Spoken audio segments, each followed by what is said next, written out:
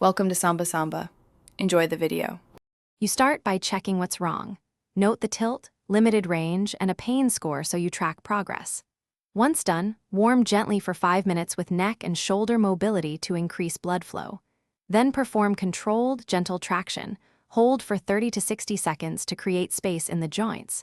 Make sure to do short isometric holds. Press against your hand in each direction for 5-10 seconds, 3 sets of 10 repetitions. These first steps reduce stiffness and prepare tissues for corrective work. Now you move into the tougher middle work. Address tight muscles with focused soft tissue release on the sternocleidomastoid and upper trapezius for 2 to 3 minutes per side to reduce guarding.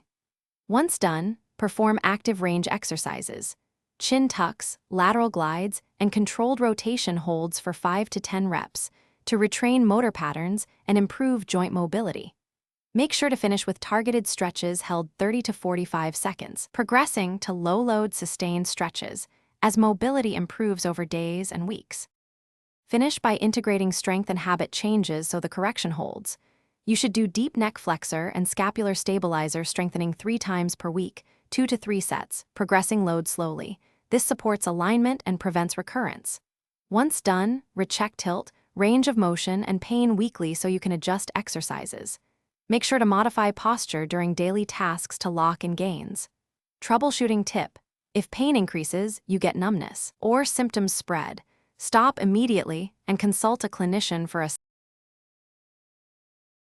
Thanks for watching. Consider subscribing if we helped you.